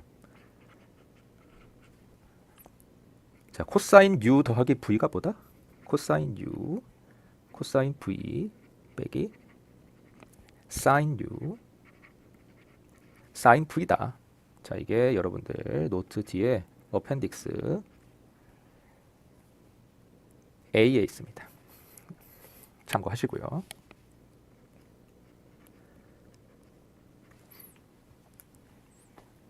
자, 지금 보니까 뭐 u나 v 중에 하나를 파이 n으로 하고 나머지 하나를 오메가 t로 하면 어때요? 완전히 형태가 똑같죠? 아, 그래서 이거를 합쳐서 코사인 함수 형태로 표현할 수 있겠구나. 자, 그래서 일단 요 제일 앞에 있는 요 상수 루트 an 제곱 더하기 bn 제곱, 이거 특별한 의미가 있는 상수예요? 아니야. an도 임의의 상수고 bn도 임의의 상수기 때문에 임의의 상수 제곱해서 임의의 상수 제곱한 거랑 더한 다음에 루트 취한 거 그냥 임의의 상수다. 자, c n이라고 합시다. n에 따라서 값이 바뀔 수 있으니까. 자, 그 다음에 두 번째 요 템포럴 이퀘이션 어떻게 쓸 수 있다고? 이렇게 코사인 함수 형태로 합쳐서 쓸 수 있다. 그다음 마지막 스페셜 이퀘이션 사인 n 파이 x다. 자, 그래서 여기 오메가 n이라는 이 계수가 있는데 이게 뭐라고? n 파이 v 나누기 l 이라는 값이었다. 이거 쓰기가 너무 복잡하니까 조금 간단하게 이렇게 표현을 한 거다. 물리적인 의미까지 알아봤다. 앵귤러 프리퀀시 뭐 또는 앵귤러 스피드라고 하는 값이었다. 자, 그 다음에 여기 생기는 요 추가적인 각도 있죠? 자, 이거는 페이즈 앵글 이라고 합니다. 요거는 그냥 삼각함수 의미 그대로 이해하시면 돼요. 이 페이즈 앵글이 달라지면 어떤 출렁임이 어떻게 되는 거야? 시간 축상에서 좌우로 이동하는 거야. 그냥 평행 이동하는 겁니다. 우리는 지금 출렁임 그 자체, 그 현상이 중요하기 때문에 얘가 몇 초부터 몇 초까지 출렁인다? 그런 건 중요하지 않아. 그러니까 페이즈 앵글은 그냥 부차적인 상수다. 이게 물리적인 의미가 있는 상수가 아니다. 이 식을 그냥 간단하게 표현하기 위해서 우리가 만들어준 상수다. 자, 이렇게 정리하시면 되겠습니다. 자, 어쨌든 기분은 좋아요. 그치? 템포럴 이퀘이션이 좀 복잡했는데 코사인 함수 형태로 딱 간단하게 표현을 했고, 스페셜 이퀘이션은 그냥 간단했어. 그냥 사인 함수 형태였어. 자, 그러면 이제 이렇게 구한 이 진짜 웨이브의 대한 제너럴 솔루션, 이 진짜 웨이브의 출렁임을 표현하는 식인 거거든. 이게 요거 해석 한번 해볼게요. 어쨌든 지금 독립변수 두 개에 막 못 보던 상수 같은 것도 있고 막 이렇게 코사인 사인도 섞여 있고 그래가지고 조금 복잡해 보이는데 그 의미도 복잡할지 아니면 의미는 운 좋게 간단할지 한번 알아보도록 하겠습니다. 자, 일단 지금 독립변수가 두 개라서 이 두 개 다 한 번에 바꾸면 좀 귀찮잖아? 먼저 이 시간 t를 고정하고, 예를 들어서 내가 t가 1초일 때 이 웨이브의 출렁임에 관심이 있다. 이런 식으로 생각을 하자는 거야. 자, 그러면 t를 고정했으니까 이 템포럴 파트, 이 전체가 뭐가 되는 거예요? 상수가 되는 거죠? 자, 그러면 앞에가 다 상수니까 이 웨이브는 어떤 함수의 형태가 된다? 대략 사인 함수 형태가 된다. 자, 이렇게 생각할 수 있다는 거야. 자, 그래서 시간을 고정하고 이 스트링 웨이브의 형태를 관찰해 보면 이 줄이 어떻게 출렁이고 있는지 관찰해 보면 쉽게 얘기해서 내가 사진을 찍는 거야. 스냅샷. 사진을 찍어보면 항상 어떤 함수 형태로 출렁이고 있다? 사인 함수 형태로 출렁이고 있다. 뭐 예를 들어서 어떤 웨이브가 시간이 t1일 때 이렇게 위쪽으로 볼록한 사인 함수 형태, 뭐 사인 파이 x 형태죠, 그쵸? 자, 이런 형태로 출렁이고 있고, 시간이 조금 흘러서 t2가 됐을 때, 시간이 t2가 됐을 때는 이렇게 아래로 볼록한, 마찬가지로 사인 파이 x 형태죠? 자, 이렇게 출렁이고 있다. 자, 이런 뜻이야. 뭐 아니면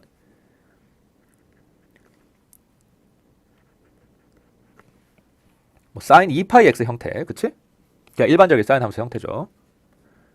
시간이 t1일 때 이렇게 두 번 출렁이는 웨이브가 있다. 자, 이게 시간이 조금 흘러서 시간이 t2가 됐을 때는 이렇게 아래쪽으로 출렁이더라.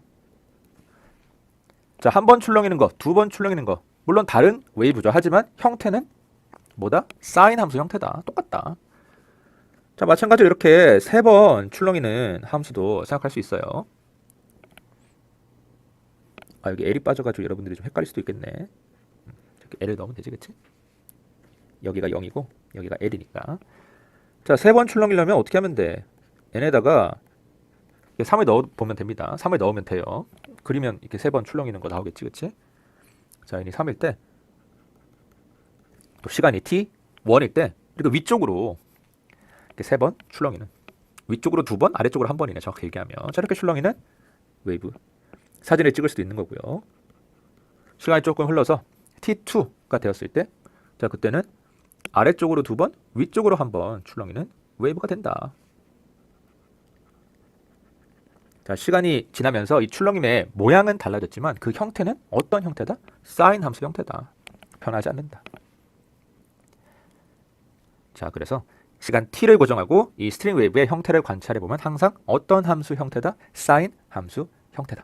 자, 그러면 이때 이 웨이브의 성질을 결정하는 가장 중요한 특성 중에 하나인 파장, 웨이브랭스라고 하죠. 이 웨이브랭스 어떻게 돼요? 파장이 뭔데? 자, 파장의 정의. 어떤 웨이브에서 출렁임에서 같은 앰플리튜드 값이 반복되는데 필요한 간격입니다.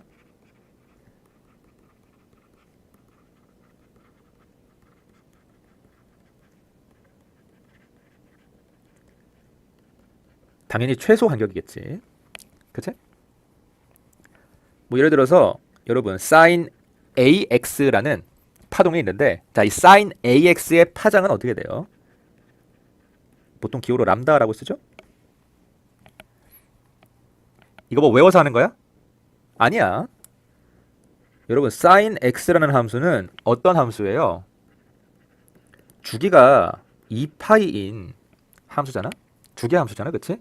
여기서 요 2파이가 파장이 되는 거고, 2파이마다 같은 값이 반복된다 라는 거니까 뭐 파장의 정의에 따르면 이 2파이가 곧 파장이 되겠죠?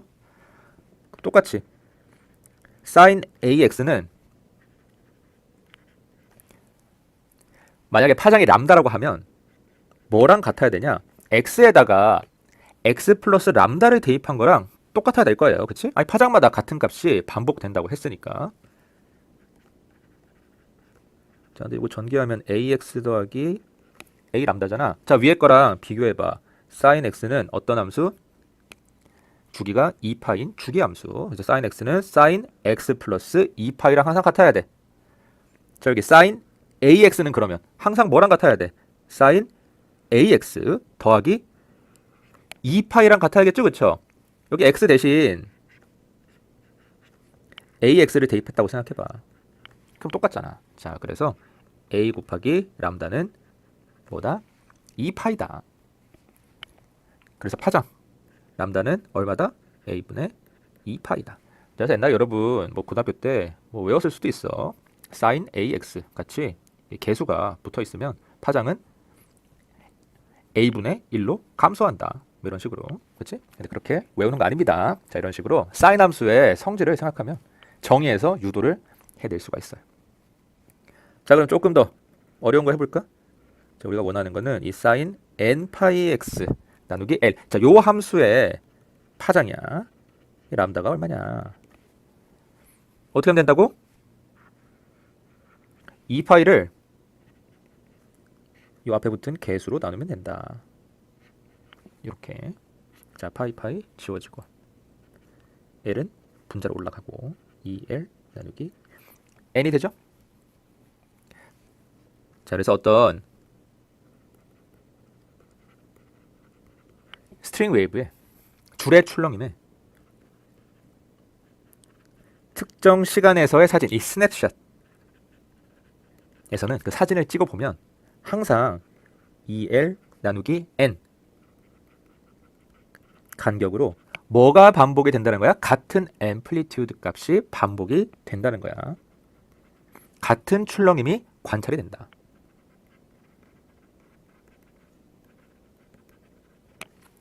자, 됐죠?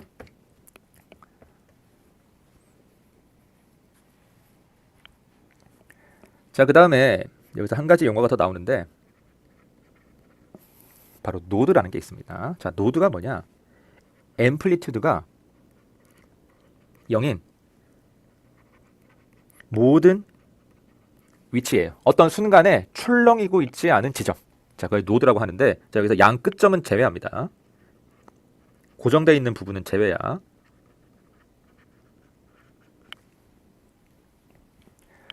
자, 위에 그림에서 요 n이 1일 때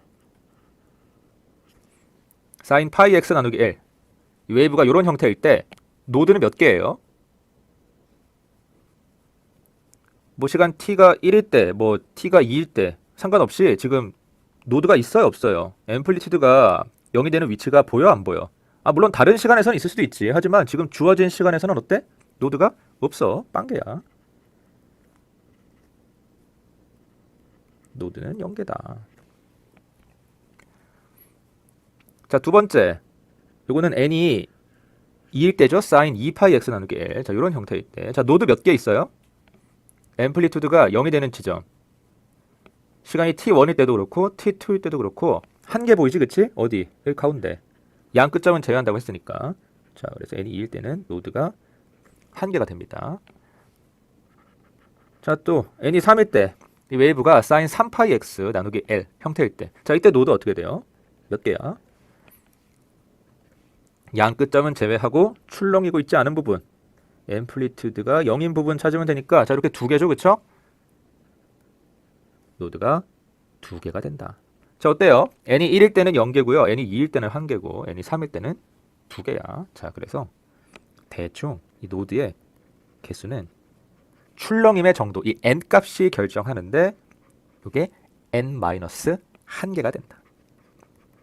항상 그렇다. 우리 3개밖에 안 봤지만 왠지 항상 그럴 것 같지 않아? 자, 이거 증명은 제가 example 1.2에서 따로 해드리겠습니다. 지금은 그냥 노드라는 게 있구나 정도만 기억하고 넘어가시면 돼요.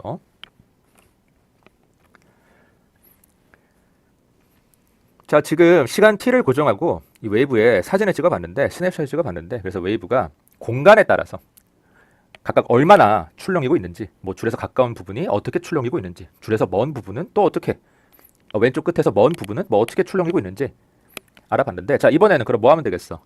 반대로 x를 고정하고 우리가 관심 있는 위치를 고정하고, 뭐 예를 들어서 내가 4분의 L 지점의 출렁임에 관심이 있다, 이런 식으로 이 위치에 있는 어떤 줄의 조각의 한 부분이란 소리지, 그치? 이 줄 조각의 시간에 따른 앰플리튜드 변화를 관찰해 볼 거예요. 자, 식에서 보면 어떻게 될까? 일단 x가 고정이라고 하니까 이 스페셜 이퀘이션이 다 뭐가 되겠어? 상수가 되겠지, 그렇지? 자, 그래서 이 조각의 출렁임은 대략 시간에 대한 코사인 함수 형태일 것이다. 이 조각의 출렁임을 추적을 해보면 항상 코사인 함수 형태일 것이다. 자, 이렇게 생각할 수 있는데, 자, 그러면 뭐가 도대체 코사인 형태로 변한다는 건지 여러분 감이 와요? 자, 이거 그림으로 한번 확인해 볼게요. 자, 앞에서 시간에 따라 출렁이는 웨이브. 자, 그 출렁임에 관심이 있는 건데, 지금 내가 다 관심이 있는 건 아니고요. 어떤 특정 부분, 예를 들어서 요 초록색 조각이 있는 이 부분의 출렁임에 관심이 있는 거야. 이 부분이 시간에 따라서 어떻게 출렁이는지 뭐 시간 지나면 이게 위아래로 왔다 갔다 할 거 아니에요, 그쵸? 자, 이 출렁임을 내가 추적하고 싶은 거야. 자, 이 시간에 따른 앰플리튜드 변화를, 자, 출렁이면 당연히 이 앰플리튜드 값이 변하지 않겠어요, 그쵸?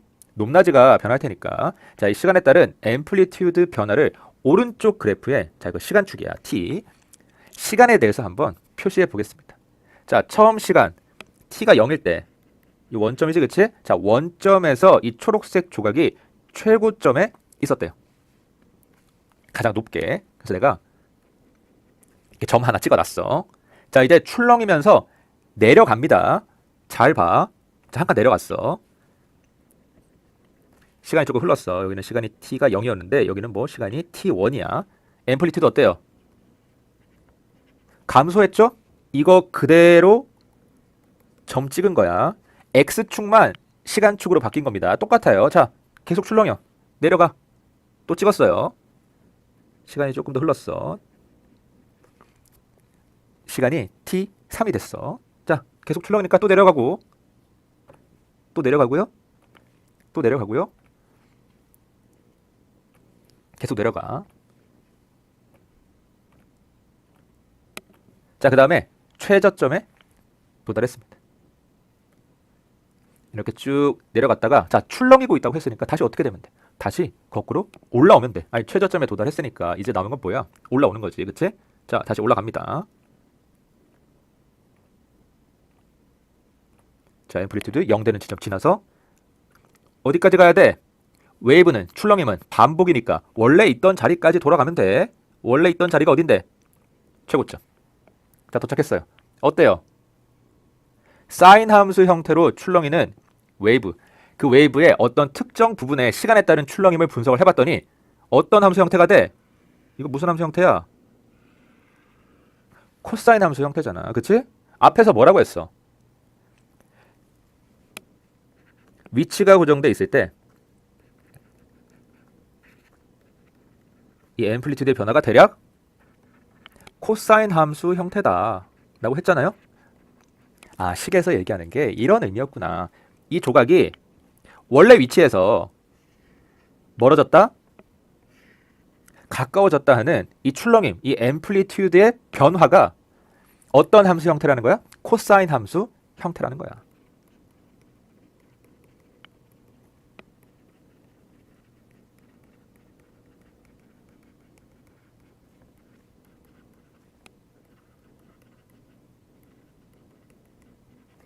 이해돼요? 자, 이게 식이 복잡해가지고 여러분들이 이 웨이브라는 걸 약간 추상적으로 생각할 수도 있는데 전혀 그렇지 않아. 이렇게 그림으로 그려보면 정말 실제적인 그 현상을 잘 표현하는 그런 이퀘이션이라는 거를 바로 확인을 할 수가 있습니다. 자, 그러면 지금 이 조각이 처음 위치에서 출발해서 최저점 거쳐가지고 다시 원래 위치로 돌아오게 됐는데, 자, 이 조각이 그러면 원래 위치로 다시 돌아오는데 걸리는 시간은 얼마나 돼요? 출발해서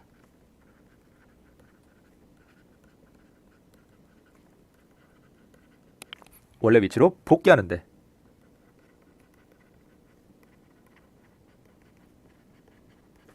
이렇게 쓰니까 굉장히 말이 긴데 제가 깔끔하게 물리적으로 뭐라고 하냐? 주기라고 합니다. 피리어드. 보통 기호로는 큰 t라고 써요. 물리적인 단위는 어떻게 되냐? 출발해서 원래 위치로 복귀하는 데 걸리는 시간이니까 한 사이클에 걸리는 시간, 이렇게 표현하면 되겠죠? 자, 시간 나누기 사이클이다. 자, 이게 주기의 단위가 되겠고요. 그럼 앞에서 우리가 관심 있는 이 조각은 시간에 대해서 이 코사인 함수 형태로, 이런 함수 형태로 출렁인다고 했으니까 이 코사인 함수의 주기를 구해보면 되겠네요. 근데 이거 주기 앞에서 구해놨잖아, 그치? 뭐라고 했어? 오메가 n분의 2파이라고 했다. 오메가 n분의 2파이 초 후에 원래 위치로 이 조각이 돌아온다. 자, 실제로 그런지 한번 확인해 볼까요? 자, 시간 t가 0일 때 이 조각의 위치는 어떻게 되냐? 대략적인 위치 0 대입하면 되잖아. 코사인 파이예요, 그쵸? 자, 그럼 시간이 오메가분의 2파일 때, 주기만큼 시간이 흘렀을 때 이 조각의 위치는 어떻게 되냐? 이게 똑같이 나올까? 정말? 이렇게 지워지죠? 뒤엔 똑같고 코사인 2파이 더하기 파이 이렇게 되는데, 여러분 코사인 어떤 함수야? 주기 함수지? 주기가 얼마인 주기 함수야? 사인이랑 똑같잖아. 2파이잖아, 그치? 코사인에다가 파이를 대입하나, 2파이 더하기 파이를 대입하나, 어때요? 똑같아. 다 코사인 파이다. 자, 그래서 오메가분의 2파이 이게 주기고, 결국 요게 공간 파트 스페이셜 이퀘이션에 파장 있죠? 파장에 시간 버전이라고 생각하셔도 돼요. 공간 측면에서 얘기하는 파장에 시간적인 이름이 주기인 거야. 원래 위치로 돌아온다. 자, 그럼 앞에서 우리가 진동수라는 개념도 다시 한번 공부해 봤었는데, 프리퀀시. 자, 진동수는 어떻게 돼요? 진동수의 정의가 뭐라고? 단위 시간당 반복되는 횟수. 단위 시간당 몇 사이클 돌아가냐?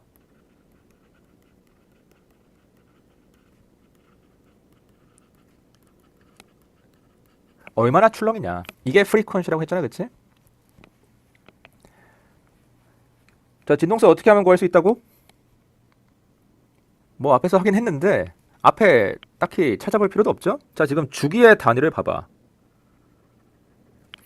시간 퍼 사이클이잖아. 한 사이클당 걸리는 시간. 진동수의 단위 봐봐. 뭐예요? 사이클 퍼 시간이지, 그치? 단위 시간당 반복되는 횟수. 자, 결국 진동수는 뭐야? 주기의 역수야. 단위로 보면 그럴 수밖에 없어요. 자, 지금은 물론 이게 정수 n에 따라서 바뀌는 값들이기 때문에 이렇게 n을 붙여주고요. 사실 해석할 때는 뭐 이 n이 중요한 건 아니야. 물리적인 의미랑 아무 상관없으니까. 그냥 솔루션이 여러 개 있다는 걸 나타내는 값일 뿐이니까. 혹시 이제 헷갈릴 수도 있으니까 이렇게 붙여주도록 할게요. 자, 주기 뒤집으면 2파이분의 오메가 되죠, 그쵸? 자, 근데 이 오메가가 앞에서 뭐였냐면 L분의 n파이 v였어요. 웨이브 이퀘이션 풀 때 구해놨지, 그치? 자, 이거를 2파이로 나눠주면 되는 거니까, 자, 이렇게 나눠지네. 자, 그래서 이런 스트링 웨이브의 프리퀀시는 어떻게 된다? vn 나누기 2l이 된다. n은 정수고요.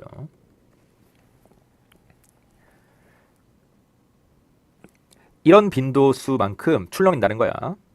단위 시간당 사이클이 vn 나누기 2l 번만큼 돌아간다는 거야. 이해되죠? 자, 그래서 종합하면 이 스트링 웨이브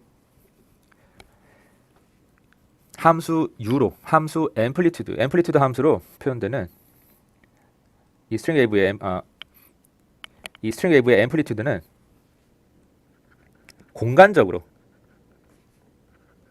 어떻게 퍼져나가? 사인 함수 형태로 퍼져나갑니다.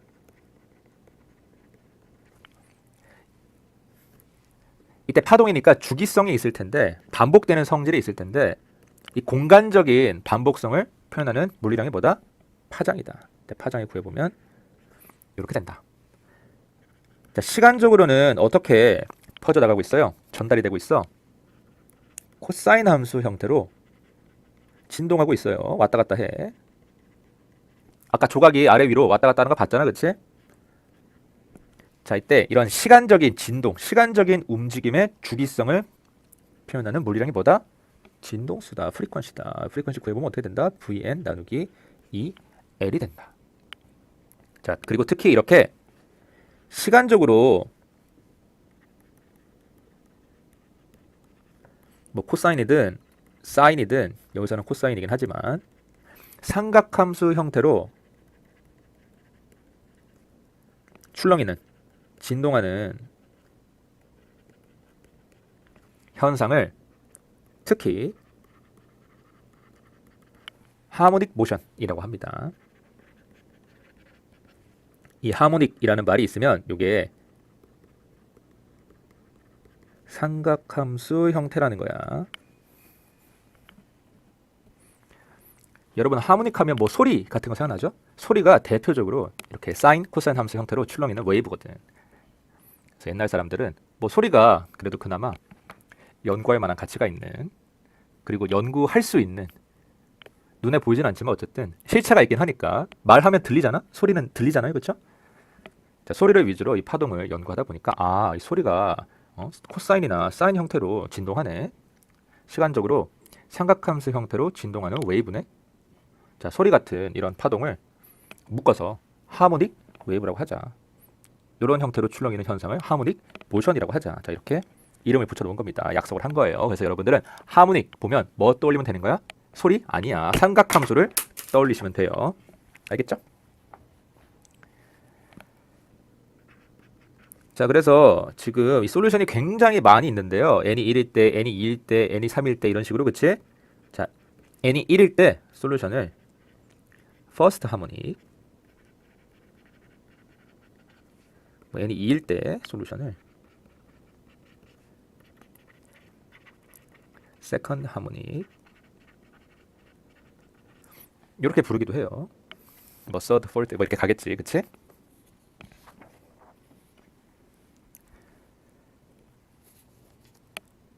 자, 그러면 문제 하나 풀어보겠습니다. example 1.2번. 여러분 아까 노드 기억나요? 시간에 관계없이, 출렁임에 관계없이 항상 앰플리튜드가 0이 되는 위치, x에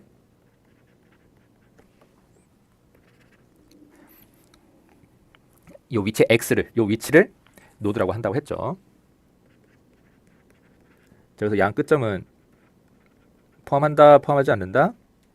뭐 예를 들면 앞에서 했던 스트링 웨이브 같은 경우에는 x가 0인 점과 x가 l인 점 이렇게 두 개가 있을 텐데, 자, 이거는 제외한다. 고정돼서 출렁이지 않는 부분은 우리 관심사가 아닌 거야. 자, 이때 문제에서 뭘 하라고 했냐면 이런 일반적인 웨이브에 대해서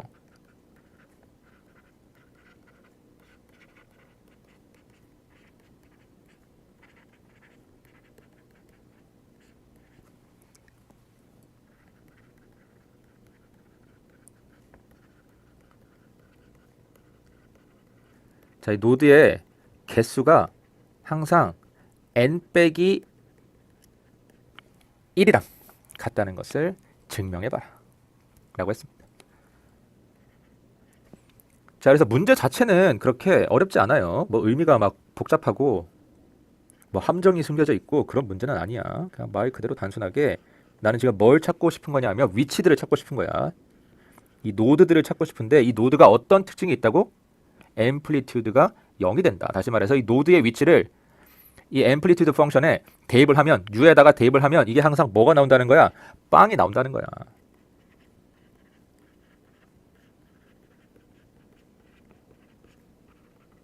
자, 이런 식으로 그대로 써주면, 자, x에다가 이 노드 위치를 대입하면 이게 항상 뭐다? 0이다. 자, 이게 0이려면 뭐가 0이면 돼요? 요 상수? 상수는 값도 모르는데 뭐가 0이야. 이 코사인 함수? 여러분 시간은 아무 잘못이 없어요. 노드랑은 아무 상관이 없어. 그치? 자, 그래서 사인 n 파이 x 나누기 l. 자, 요게 스페셜 이퀘이션이 0이 되는 점을 내가 다 찾으면 된다. 여기서 그 좌표 위치를 구하면 그게 노드가 되는 거고요. 그 좌표의 개수를 세면 그게 바로 뭐가 되는 거예요? 노드의 개수가 되는 거겠지. 자, 그런데 지금 n이 한두 개가 아니잖아. 무한개잖아. 1, 2, 3, 4 해가지고 나눠서 풀어볼게요. 자, 먼저 n이 1일 때, 자, n이 1이니까 sin nx 나누기 l. 자, 이게 0이 되면 되는데, 자, 이거 0이 되는 점 제일 쉽게 찾는 방법이 뭐예요? 그냥 이렇게 그려보는 거지, 그치? 자, 이쪽이 0, 이쪽이 l이고요. 요게 이렇게 생겼을 거야. 그렇죠? 가운데 이게 최대가 되는 지점이 L분의 2일 거고요. 자, 여러분 노드 몇 개예요? 여기 양 끝점 0이랑 L이랑 이거 된다고 했어? 안 된다고 했어? 안 된다고 했지? 그러면 앰플리튜드가 0이 되는 지점이 있어 없어? 없지? 자, 그래서 노드의 개수는 몇 개다? 빵 개다. 자, n이 1일 때 됐고요. 자, n이 2일 때도 한번 해볼까? 사인 2파이 x 나누기 L. 자, 요게 0이 되는 x값 다 찾으면 되는데 뭐 있어요? 자, 당연히 0 되고요. 2분의 L 되죠. 2분의 1 넣으면 사인 L분의 2파이 2분의 L이니까 자, 이렇게 지워져서 이게 사인 파이가 되잖아. 그치? 사인 파이 0이니까 2분의 L이 노드가 될 수 있을 것 같고요. 그 다음에 L도 있죠? L이면 0이잖아. 사인 2파이 되니까. 자, 그런데 양 끝점 이거 포함한다? 포함하지 않는다? 포함하지 않는다. 그래서 n이 2일 때 노드 개수 몇 개야? 1개. 자, n이 3일 때도 해볼까요? 자, n이 3일 때는 사인 3파이 x 나누기 L. 자, 이게 0이 되는 x값 찾으면 되는데 자, 뭐 있어요? 일단 0 있고요. 그 다음 3분의 1 대입하면 0 나오죠. 그쵸? 사인 3파이 3분의 1 나누기 L이니까 요렇게 지워져서 이게 사인 파이가 되잖아. 그치? 0 나오고요. 하나 더 있죠. 뭐 있어요? 3분의 2L. 마찬가지로 이거 대입하면 2파이 나오잖아. 그치? 사인 2파이 0이니까 이것도 되고요. 자, 마지막으로 L도 되는데 0이나 L이나 이런 끝점은 포함한다? 포함하지 않는다? 포함하지 않는다. 자, 그래서 n이 3일 때는 노드가 몇 개? 2개다. 자, 이제 어떻게 하면 돼? 뭐 하면 돼? 네 번째로 n이 4일 때 해봐? 언제까지 하려고? n이 k일 때 하면 되겠죠? 그쵸? 자, n이 k일 때도 마찬가지로 똑같이 하면 이 노드 개수가 몇 개가 나오겠어? 땡땡땡 해가지고 k-1개가 나온다. 자, 이런 증명법을 뭐라고 해요? 수학적 귀납법이라고 하죠. 자, 이런 식으로 간단하게 정리할 수 있습니다. 자, 이렇게 노드의 정의랑 성질까지 한번 알아봤고요. 자, 다음 시간에는 이 웨이브 이퀘이션의 가장 중요한 성질 중 하나인 프로파게이션 스피드, 전파 속도. 왜 웨이브 이퀘이션에 v라는 상수가 들어있었잖아? 근데 우리 그 v라는 상수를 이거 그냥 상수야 라고만 하고 어떤 물리적인 의미가 있는지는 아직 공부하지 않았잖아요. 자, 다음 시간에 이게 이제 웨이브 이퀘이션 관련한 마지막 주제인데 이 프로파게이션 스피드의 의미에 대해서 한번 알아보도록 하겠습니다.